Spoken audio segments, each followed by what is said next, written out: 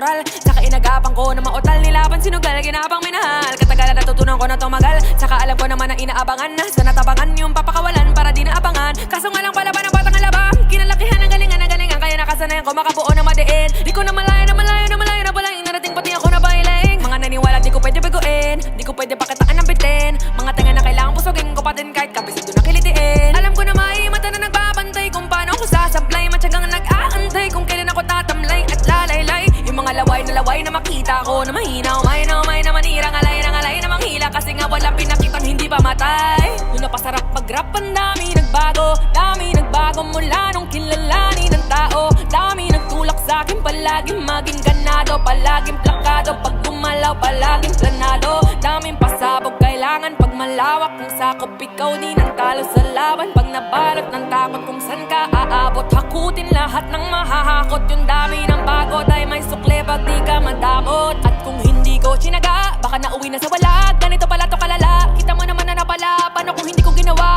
Yung iba di makahalata, malaki na anak kataya. Marami na pwede mawala, kaya di na pwede babaya. Hindi pwede puro mamaya, baka sa huli mapahiya. Totoo na parang himala nagsimula sa iba pati nang alam. Matagal ko din yung kinapakatagawa, gumanda pa yung kalat. Di mo na kita binabado, marami pa nagdududa. Puro kilos ang inuuna, ngayon kita mo namumunga. Tumutubo na, pakarami ko nakukuha, pero di pa rin nalulula. Sa ugali wala pa rin binago, tao pa rin pag umaharap sa tao. Pero pag usapang rap ba, iba ko. Literal na may bago kang aabangan sa tuwing mailalabas na bago. Yun ang ginawang pambawi sa nakikinig palagi, para masalo sila ganahan. Di yung mga bago ko hanapin, yung iba naman ang bababawan, pero di na para atupagin. Di kasi nila maunawaan na yung bulsa ko ay pinapalalim.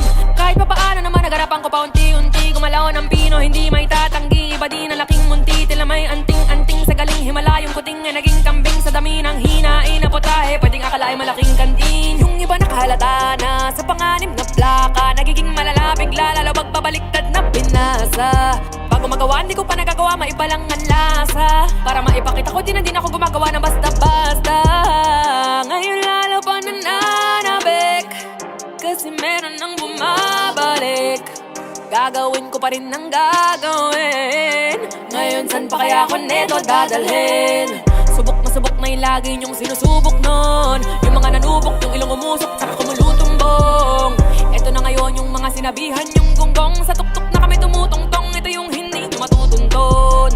Nakaramdam nyo na rin pataas kami ng pataas. Kada labas, kahit hindi madalas, parakas pa rin ang balakas. Sa amin na to palabas, mabanas kayo ng mabanas. Pagkausap ang Pinas, pasok kami dyan, hindi naman papalabas.